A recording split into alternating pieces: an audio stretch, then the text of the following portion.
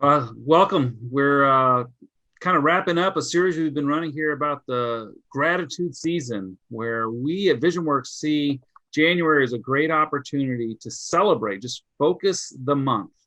It can even be 45 days, but focus Yeah. on just appreciating, just really focusing, narrow down, drilling down, and looking at your constituency and I mean all constituencies. So that means both external and Right. internal. So staff, volunteers, donors, board members, just looking at everybody and showing them that you really do appreciate their stewardship, their giving. And so we always at VisionWorks believe in the 5T, the full stewardship of Mhm. man. So time, talent, treasure, temple, and testimony, the whole Mhm. person, and then Yeah. looking for opportunities to thank him. So today we're going to land this ship and we're going to talk some specifics about how you can do this effectively. Yeah, we've kind of talked about the dark side of thank you, the way not to do it. We've talked about the butter up, that you have another motive for saying thank you, and we talked some about in our last event about what's the most memorable thank you, and I think that is a teaching tool for us now and how we should do it. And today we want to, as Kent said, we want to talk about how does this person know they're thanked and appreciated? Frequency is important. Yeah. And sometimes when if we think we did it once, we think that's enough. The opposite of that is Kent and I both had kids in sports, and I picture the end of a game in either rec league or middle school, and the teams, maybe even high school, the teams are forced to go down a line towards each other, and they say good game, good game, good game, good game, good Yeah. game, good game, good game. And it's like, oh wow, that was a sincere acknowledgement of each other. And sometimes I think we even slide to that far end where we say it so much, but it's not sincere. So what can we do to land in the middle? I think we've got a couple stories and thoughts that'll help you today. Yeah, I think that's so key. And that would be if I was a frame this whole conversation, it's that if you really want to thank somebody, then it must be personal. They've got to know that you are specifically talking to them and not just part of a bulk mailing batch appreciation that you sent out as part of your machine. Because no, it is not personal if you're being thanked by an automated machine. And I get we do that. I get that we have to do that in some cases. But what Mhm. I'm really focused on is if you're going to really participate in the attitude of gratitude, then to do that, you've got to make it personal. You've got to sit there and be willing to spend time constructing a process for which you can identify your contributors and then thank them. Mhm. And what I will argue is if you're spending 30, 40 hours a month prepping your ask, then it's not too much to say spend 30 or 40 hours a year saying thank you. And, Yeah. so if you're monthly, which I bet you are, putting into your requests, then you should be proportionately spending a concerted amount of time showing your appreciation for those people that have advanced the kingdom of God and engaged them and seeing how else you could forward the cause for Christ. So something that this just happened to me this year, and this is probably one of the simplest things you can do, but I'm a salesman. We're consultants. I sell to my clients. One of my clients contacted my wife because I've been working with this client for a number of years and asked them how they could show appreciation to me. And I got a gift in the mail from them that was personalized for me because they went the extra mile to find out what would be meaningful to me. Now they Mhm. were doing something for all their staff. They wanted to include me in it, but they were tentative about just throwing me into that batch because they were concerned that the way they were thanking their staff wouldn't mean anything to Right. me. And let me tell you, it would have meant a lot to me that they would have Right. included me in that Right. equation. But the fact that they actually called my wife to find out behind my back how they could personally appreciate me. Just show they're getting it. They so got it. It meant so much to me that I'm like, I'm the guy that should be thanking them for their business and the service and the length of the time we've served together. But here they are just expressing gratitude toward me. It just meant so much to me because of the effort they put into it. And that's just that, not only that extra effort, but it starts with they knew you and knew your name. You were singled out as one identified that is appreciated. Exactly. And I think sometimes we don't even get to that point of thinking of all the individuals who are a part of this team, and every one of them needs to be thanked, and they need to know they're appreciated. And it can start, it's easy to go to systems and think systems, what's a system to do this? And really we're talking relationships, and this is a relational thing.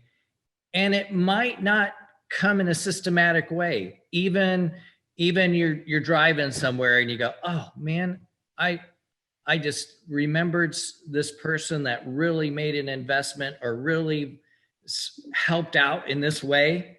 And instead of just leaving that memory there, it's something actually I learned from my wife. She would say, well, did you let him know that? Yeah. Oh, I can do that. Yeah. I mean, I don't need to do that at a certain, no, just call or give a text and say, and just tell them the same thought you had. Yeah. And so it can happen in a non-systematic way. And I would say it needs to, because these are all relationships. And just as Kent received that gift, when you give a gift, give something of value. And there will be cost, but give something of value, whether it's at an event and all your golfers are there. Give them something of value that they're going to want to wear again or use again. And that will help everyone. And it will help them to see, wow, they spent $1 for me. Yeah. And, Go ahead. Yeah. Well, I got two great examples right here. It's the difference between going, how cheaply can I thank them and put my logo, and I won't show the logo, on a disposable pen that's going to be used once and thrown away because it skips every time you write it, or how memorable can I give a pen that all of a sudden is significant, is substantial, and I don't want to throw it away. And it drives me nuts when the clerk at the gas station that borrowed my pen forgets to give it back to me, because that was my favorite pen. And what I always tell people is, like, if you budgeted $5, then buy a $5 pen. Don't buy 100, 5-cent pens. Buy something. If you buy the best you can for the budget you have. So if you have $5, don't buy a T-shirt. Like, buy a pen, because that's a really expensive pen, but it's a really cheap T-shirt. And just realizing that if you give something, just like Mark is sharing, that's memorable, that's significant, that they look at it and go, I don't want to lose this, then it's your marketing, it's your name that's on the item. It's that will go with them, and they'll continue to remember what they did, and they'll share with other people who you are. It's super valuable. I want to half step back and talk about systems. So we all have systems. We have the CRM, our contact relations management system. We have our databases. We have our donor software. We have the systems, and I'm not telling you that these are somehow evil, but you can get lost in the system and it gets in the way of the relationship. Mm-hmm. The system is designed to facilitate knowledge and understanding of your donor, to facilitate the personal relationship. Mm-hmm. Get that? It's to facilitate the personal relationship. It's not to replace it. Mm-hmm. It's not so you can make people think you know them by automating a system that touches bases with them. Mm-hmm. It's a system designed because our memories start to fail once you get past about 100 contacts.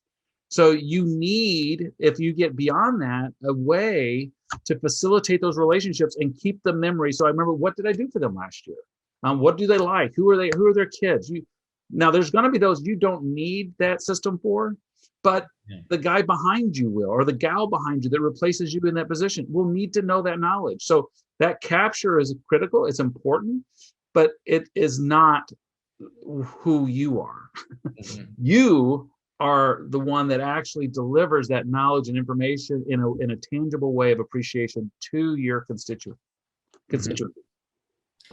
And let's not, I can't mention it earlier, but let's not forget our staff. Because it's easy to say, well, that's their job. It's like, well, it is, but could you do it without them?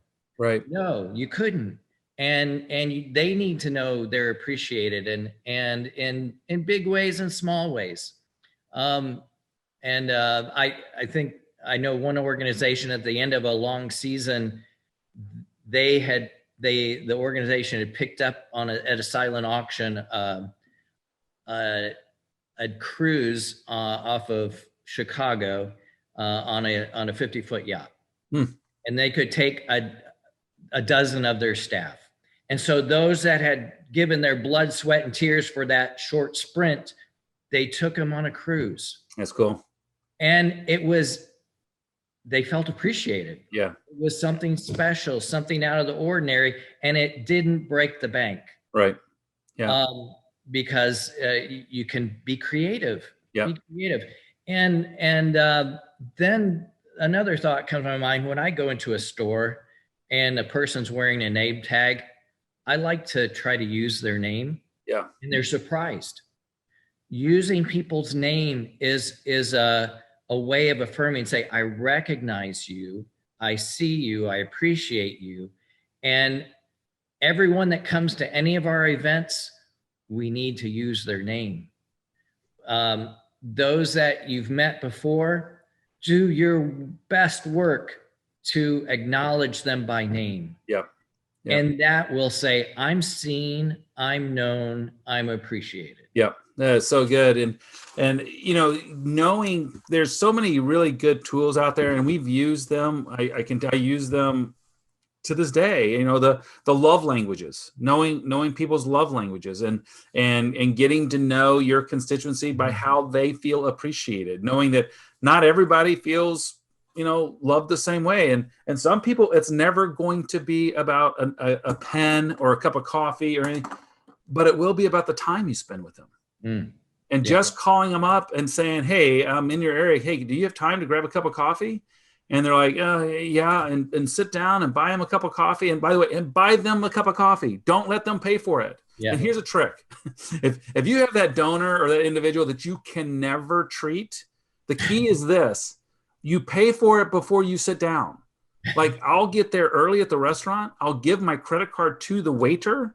I'll sit there and say a bill will never come to the table. And so when it comes to that time when things are supposed to be checked out, all that comes is of something for me to sign. And they're always like, whoa, what's going on? It's like, I just want to say thank you. And so there's never a battle at the table. It's done. Right. It's paid for in advance. Something else fun I've done before, I've done for some really neat friends of mine before. I found out they were going out to eat. I called the restaurant and I paid for it with them unknowing. And so they got done and tried to get to pay for the bill. And the response was, well, actually, someone's already paid for the meal. And they're like, well, who are they? They weren't even here. They called in and said they'd like to pay for the meal for us tonight in celebration of our anniversary. So you can be super creative and you don't have to be there, but quality time, we sometimes in our industry, you get a lot of we get joked about, like, all we do is play golf or go fishing or, well, the reality is I did a lot of that because I had a lot of donors that just really like to spend time. They wanted to talk about important things and they wanted to get away from their work, and they wanted to just take a minute where they could talk about things that were significant in their life. And I became a really close friend to a lot of these people. And so we spent time together, either just grabbing a cup of coffee or playing around a golf or going fishing. And so understanding their love language, understand their motivation language, knowing what drives them and speaking into those things. I'll loop back around as we wrap this up. The other thing about that gift that I got this Christmas is they also knew my wife. And so that gift they gave me not only meant something to me because of what was in that basket that they presented, had items in it that meant something to my wife. And it was a really cool basket that she really, really thought was neat. So they double dipped, because you thank my wife, you show appreciation to my wife, you're thanking me. Mm. And so that's another thing to don't forget. There's a secondary opportunity as you get to know your constituencies better and better. If you get your staff better and better, you show appreciation for your staff's spouses, for the sacrifices their spouses are making at work. Yeah, good point. You're building relationship. You're going deeper so that you're at a different level of understanding of who they are. Now here's my exclamation point. You can't fake this. Right. You can't create a system that says, well, we did that, we did that, we did that, we thank the spouses. If you don't mean it, if it's shallow and manipulative and designed to try to get the next gift, you failed. Right. Just exclamate, you failed. Yeah. You missed the whole point of this series. Yeah. The only reason this works is because you have a spirit of gratitude that you want to show and express upon your constituency. And you really mean it. And you really mean it. Yep. Yeah. Otherwise it is wasted time, wasted everything.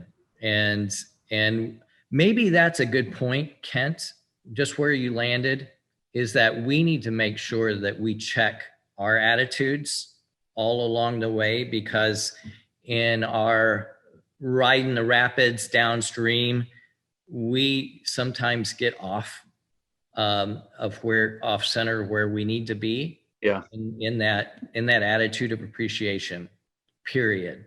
Yeah. Even if things go wrong, even if we hoped it might land a different way. Yeah.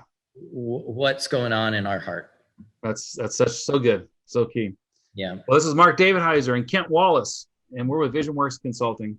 Love to talk to you. If we can be of any support to your season of gratitude, you can reach us at visionworks.us or call us at 269-686-7785.